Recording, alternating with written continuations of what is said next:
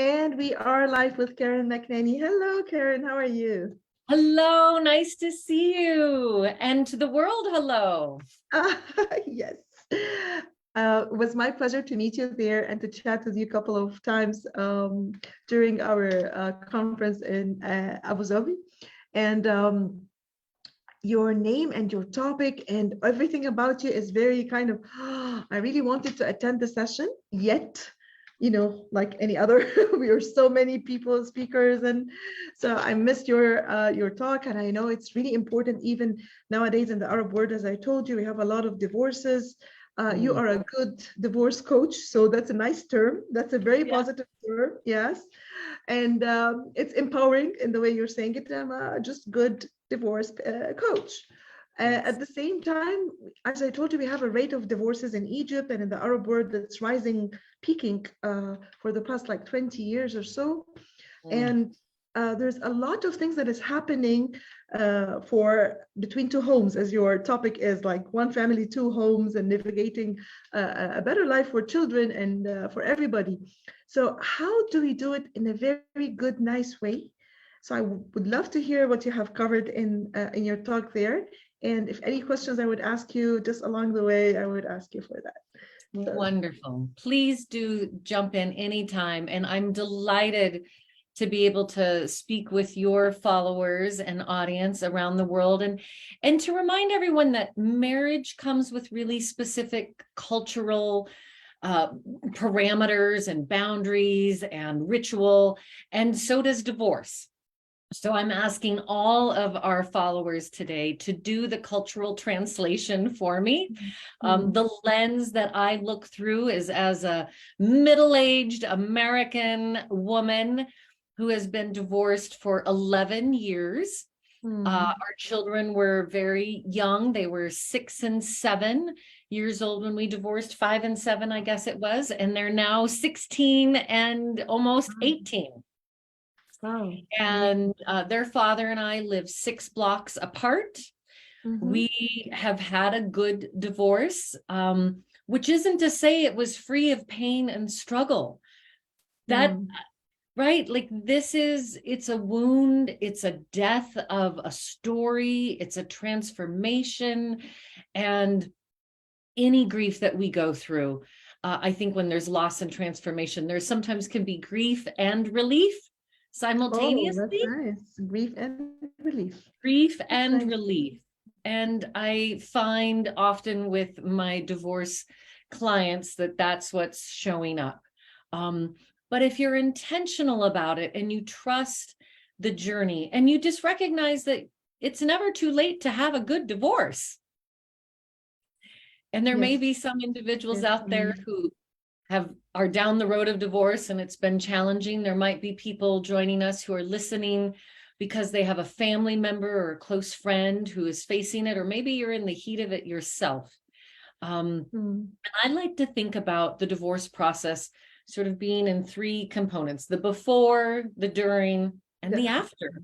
Mm, And I remind people that the marriage may be ending, but the relationship is never not. ending. If you share children, and again, that's a lens, it is Mm, different. I work with families that don't have children, couples, because so often there are still family members and relationships that continue.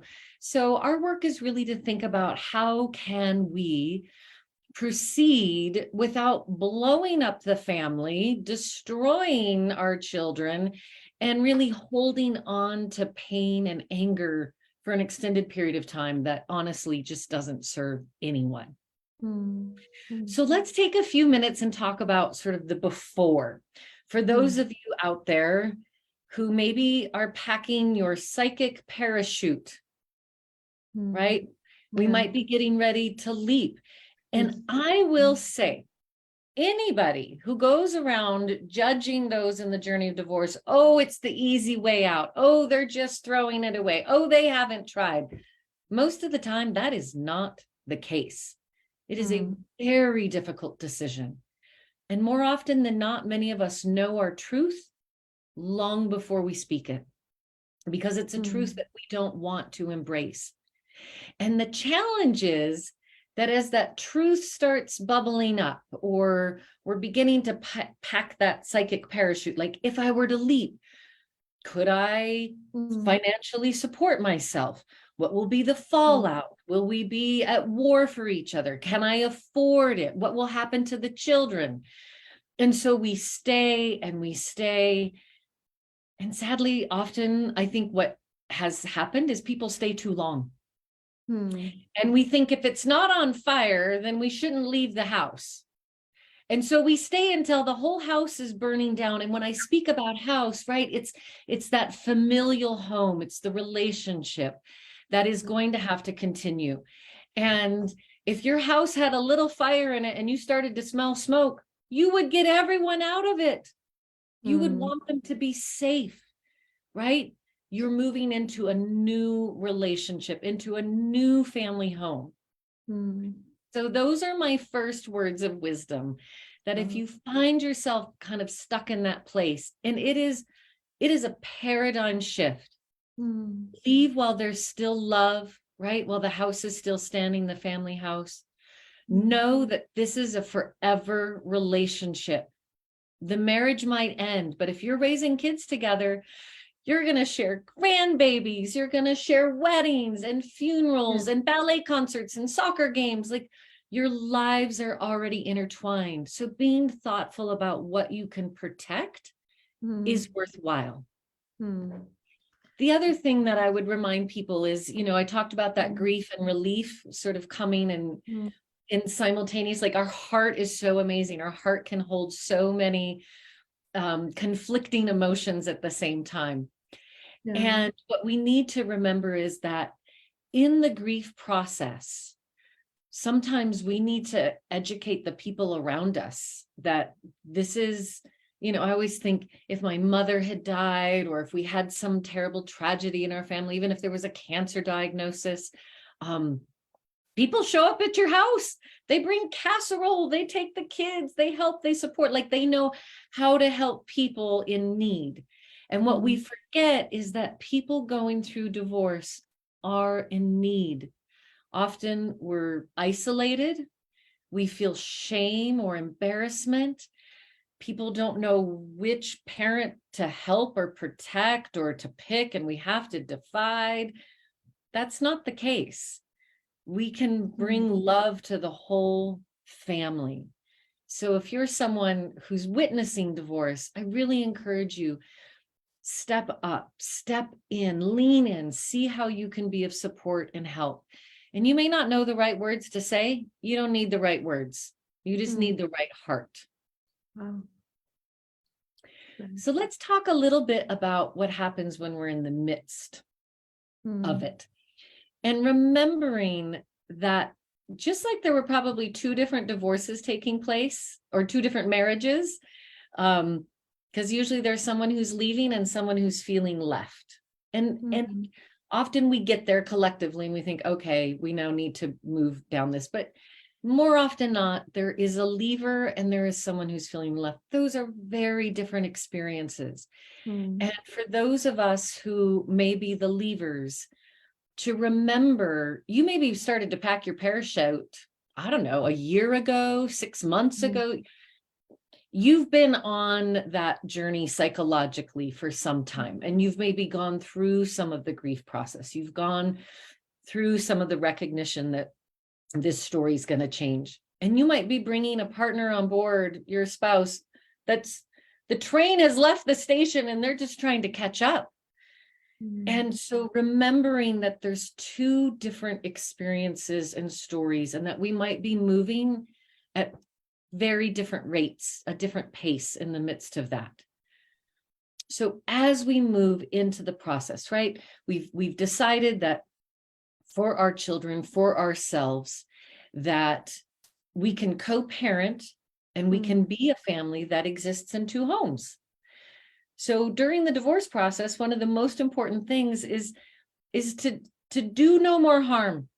And that's a tall order when you are in pain, when you are feeling hurt. And sometimes we also have bitter and resentful feelings. Like it's like a betrayal. We fall in love, we have this wedding, we build this family out of love, and now it feels it isn't what we expected it to be. And in the midst of that, we then want to take that anger and frustration out. And often it's to the person who's sitting closest to us, which is that spouse. And so people, and I will say, our movies, television, the front page of the tabloids, they're not doing us any favors, because the primary thing that they're going to promote, the thing that sells, is the drama and the destruction and the war and the fighting. And I think, don't sign up for it. Do not sign up for that story. And it's a story. We have control of our stories in our life. We can rewrite that story. So that's where we turn and we say, maybe we didn't have a great marriage, but we can have a good divorce. And people say, well, we weren't successful in marriage. How are we possibly going to be successful in divorce? Wow. Well, you're rewriting the story for the two of you, and you can be more successful. I certainly know that I see the father of my children with a kinder heart, with more compassion and patience than we were partnered. And some people will say, well, why couldn't you do that inside the same house? That's $1 million question that many of us have a hard time addressing, a hard time answering. Why did you get divorced? Well, if you get along so well now, why couldn't you just stay married? We all have our very private and vulnerable decisions that we make around that marriage.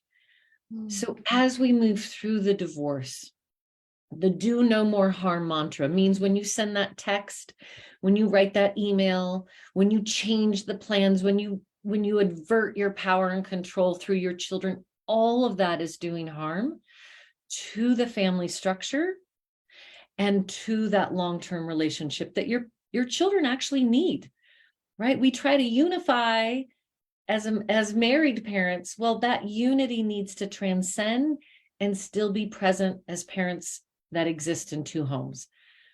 Our children, they have always known, don't even try to pin us against each other, because as soon as there's a question or a change of rules or a problem at school, mom and dad are on the phone, and then we're in the same room together with our children talking about it. That link has not changed. And that's what gives children security, right? And it's what allows them to trust my parents, although they may not have stayed married, they stay committed to me. That's what children need. Something else that I want people to think about while they're in that journey of divorce is to think about bringing your best version of yourself to the process. And we know when we're not at our best. And sometimes it's because I'm not eating, I'm not exercising, I'm not sleeping, I'm not socializing. A lot of those things, right? We talk about the divorce diet and we don't sleep and we're feeling stressed. So we have to find ways to take care of ourselves in this delicate process. We also then need to find ways to choose to bring our best self to the process. And many people say, when I'm at my best, I'm patient, I'm curious, I'm willing, I'm able, right? I'm willing to do something difficult. I'm willing to be accommodating. I'm willing to meet in the middle. All of those things are going to help us as we move through the journey. And as I started to say before, don't let Hollywood and the media and the stories hijack your journey, but also don't let the legal system hijack your journey. My favorite scenario is when a couple, and I don't always get both, sometimes I just get one, but if I can get a couple who has come to this decision and they reach out to a good divorce coach before they connect with the lawyer. And I am in no way dissing on lawyers. We need them. They're important. They help us navigate what is often a complicated legal journey in any country. So easy to get married, sign a paper, sign me up, plan a wedding, you're done. Getting divorced is legally complex. So if we can come to some agreements, if we can find our heart and our best self, if we can decide how we want this separation, what our assets might look like, what's good for both households. And then we come to our legal team and say, this is what we believe is going to be healthy for our family. This is what's best. Then that keeps us in the driver's seat. Lawyers are trained traditionally to fight for us. And so they're going to go to war. They're going to create sometimes an environment that says, no, you can get more. Well, don't show that on your, oh, well, let's grab for that. Well, no, you should. And somehow we suddenly find ourselves inside a conflict that we were not wanting to write. It just gets hijacked. So I really caution people. And there's a beautiful new field of work, certainly growing here in the United States, of collaborative lawyers who come together with a team, maybe a co-parenting specialist such as myself, a mediator, a divorce coach, along with that legal team. And we carry that family through the journey with a commitment. We will not go to court. We will not have someone else make these decisions. We collectively will make decisions for the family. Because at the end of the day, the parents are the experts. Amazing. Yes. If you'll indulge me, just a couple more thoughts on then after the fact, because I say lawyers are there to help us get divorced, but then how do we be divorced? Yeah, they're making it more ugly. How do we live as a divorced family? And that's really where a lot of my work and my passion is, because the children are then growing up in that environment. The getting divorced part, it's kind of like when you're pregnant, and many of us read the book, What to Expect When You're Expecting, and this is the baby and the size and everything I'm feeling. And oops, now I have now I'm in charge. Now what do I do?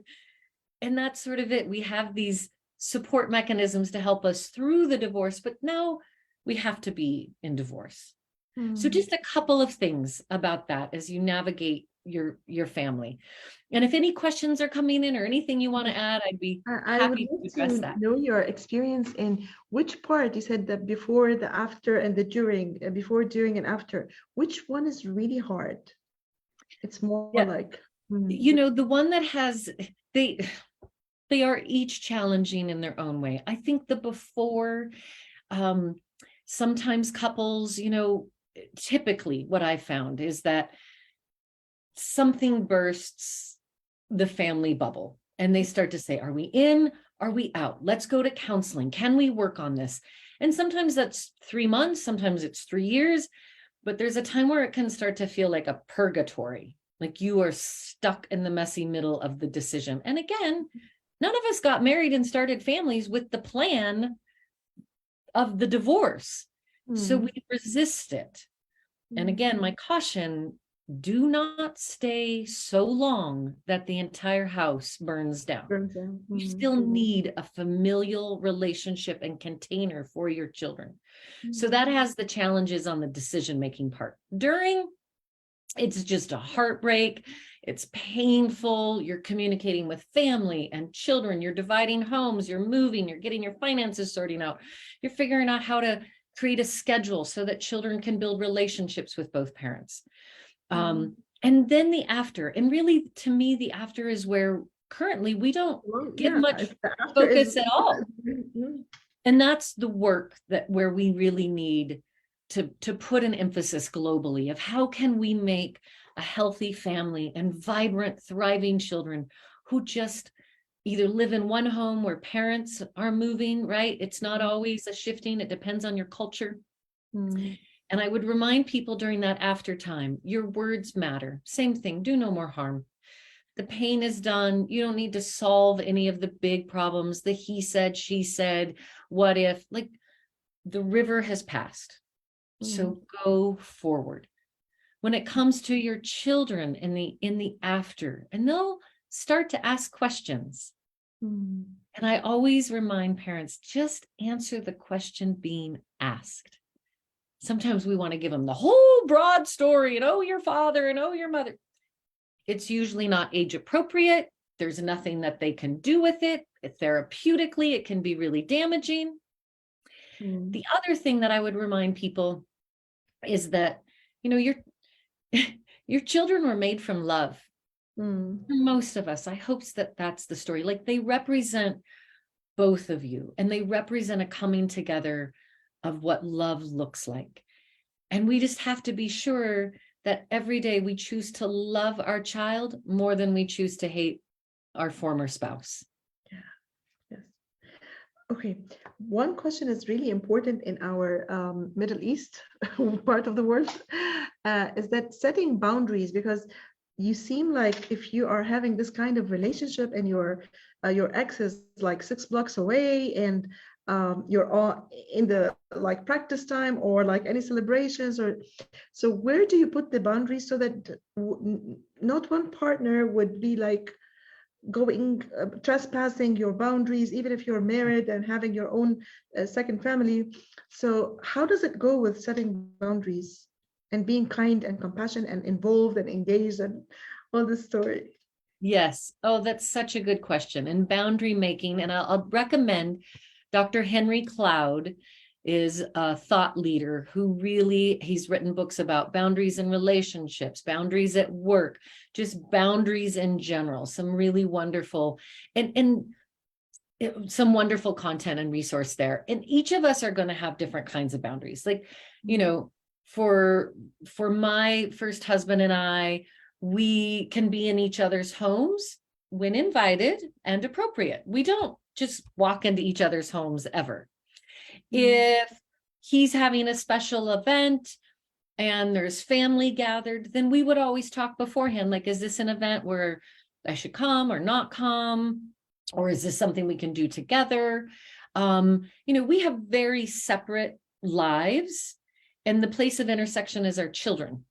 And outside of that, like, he doesn't need to know who I'm dating.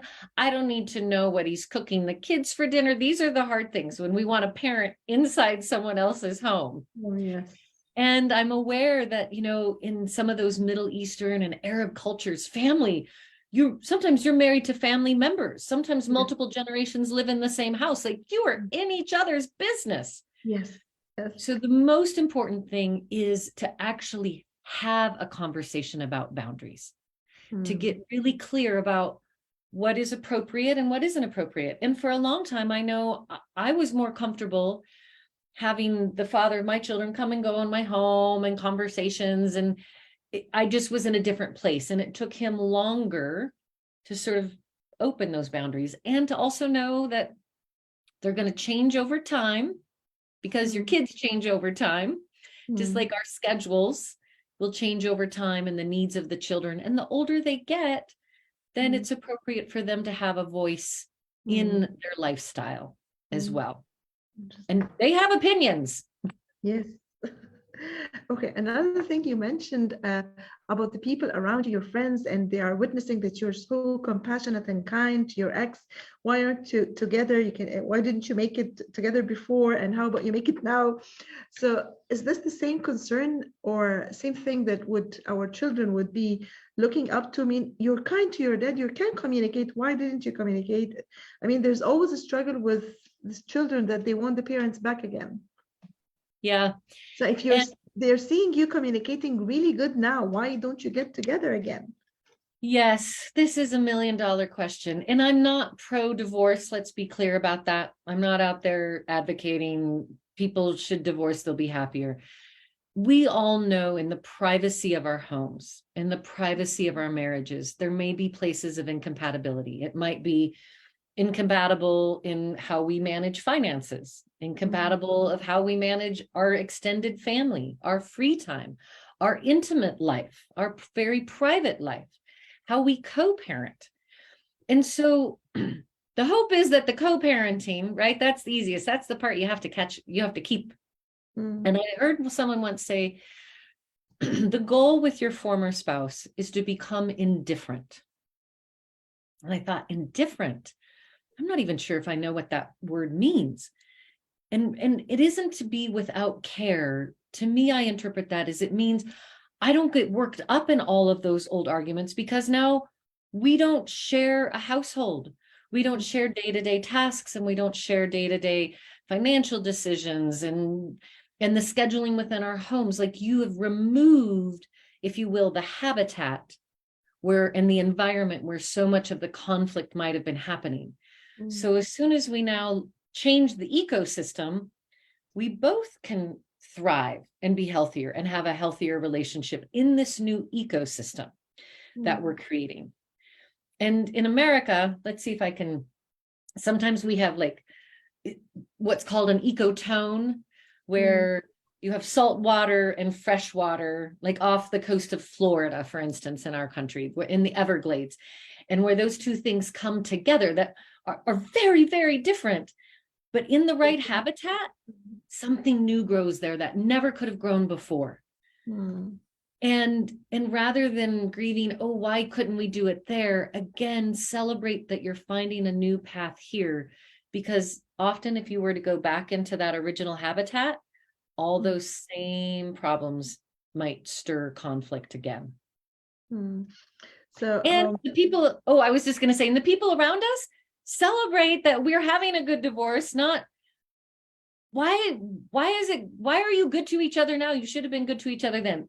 Many things have changed, right? yeah. Support Yeah. us in that. So what you were just saying, the logic behind it is that you share this logic with the children. Mhm. Mhm. Yes, absolutely. Mm. And, you know, there's lots of people in the world that I'm kind and compassionate to, and even friends with, that I don't want to live with, that I don't want to be in my day-to-day work world, you know, and I hope that conversations such as these will also help us go upstream, if you will, and help. I'm just as much on the preventative side of this. Can we help young people identify who they are earlier in life, emotional intelligence, self-awareness, so that as we pick our partnerships, we're doing so with more consciousness and more awareness of what does make a good fit, so that we can be on the side of preventing future divorce. Yes. But what I know right now is that that work isn't happening. Divorce is on the rise globally. I think the pandemic locked people down, and they either were engaged and said, oh, I know I love you now, let's get married, or, oh my gosh, I was on the fence and now I'm out. This is too hard, or was never compatible to begin with. A common question that I really get from people I work with when they're getting divorced is how to tell children and what to say and what is the appropriate words for each age. This is a very common thing in Egypt, that people are asking. And then would we say together, the father and the mother, or just me, or just him, or how do we do it? So do you have like your own take on that? Yes, I'll give you a couple of thoughts. And again, this is something I would work with the couple, because I always believe the parents are the experts and every situation is unique. But my general philosophy is that mom and dad should talk to the kids together, right? This is the part of when they start to see a unified decision. Right now, backstage, off stage, you may be having really difficult conversations, but when you present as parents, try to bring a shared voice of a shared decision. And then the important things for children to hear at any age: this is not your fault. You have nothing to do with this. We love you deeply, and we are still your parent team, right? That's at any age, I think, appropriate. Also, I think when children show their own emotions, grief, sadness, anger, as a parent, we want to leap in and rescue. We want to say, oh, it'll be fine. No. Don't. Let them have their feelings. Let them go through the process. And people will say, it's so hard, I don't know how to go through it. And the short answer is, the only way to get through it is to go through it. And children are going to have different feelings at different stages. You know, young children, it might not register for them entirely. Adolescent children might be really angry. Young adults might be angry because you stayed for them. I hear this often. Like, you stayed for me and we all lived in this terrible house for 18, 20 years. I wish you would have gotten divorced. right? Now I'm to blame for your 20 years of discontent because I'm the reason you stayed together. Stay for the children. And sometimes we need to leave for our children because the environment is toxic. Mm. I think reassurance as we talk to our kids. And again, the questions they ask, we think they want to know why we got divorced. And really, they want to know, which house is Santa going to come to? Cute. Right? And then that's the question you answer. Mm. And, our family, we used to alternate our holidays. And then finally our family children said, we really like doing Thanksgiving with dad's family. And we really like doing Christmas with mom's family. Like, can we just do that? Like, yes, because we're going to accommodate. And the children did not ask for this, right? There's no part of them that had anything to do with this coming down the pike. So leaving them out of the drama, not speaking about the other parent in a negative way. I mean, we hear it all the time. And it's the little subtle things. My daughter called me out once because I was griping about dad not helping with homework at his house. And we've got all this homework this weekend. And I was absolutely blaming their father. And it doesn't matter if I was right or wrong. I was doing it around my children. And we might do that even in the same household. There's going to be things that irritate us. And remember, your ex-spouse is the same person you were married to. So all the same irritations and annoyances and challenges, they don't stop. It's the same person. We just have to find a way to navigate the parenting part. And again, if we love our children more than we're annoyed with our spouse, we can do it with grace and kindness. It's amazing to hear you saying all this experience and small little differences in every single step along the way. Yes. Divorce, the time before, during, and after, and just paying attention to the idea of lawyers and how they kind of create a conflict that you are not ready to sign for this conflict. And at the same time, just being unified in a way that is helping the children understand that they are loved, being assured. So everything you said, it's really valuable to us here in the Middle East. And there's a lot of pain going through within the kids that they are not having good parents that are divorcing in a good way. So thank you so much for all the knowledge. I think it's very helpful to all of us here. And it's so delighted to be able to share a really significant paradigm shift for all the families out there that are struggling and suffering. We can do it differently. We just can. Yes. Thank you for the energy. Thank you for your smile, and thank you. You're making it easy. Whoever is listening to us and struggling with this idea of divorce and how to say to the kids and what are you going through. So thank you so much with saying it with kindness and grace, so that people take it easy. It's part of life and part of the process of life. If you are compatible with your spouse, stay in a healthy relationship. If you're not, then you find another way of doing it. Parenting from 2Homes, co-parenting from 2Homes. Yes, That's thank right. you so much, Karen, for navigating a good divorce. Thank you so much for your talk. Thank you. Bye-bye. Bye-bye.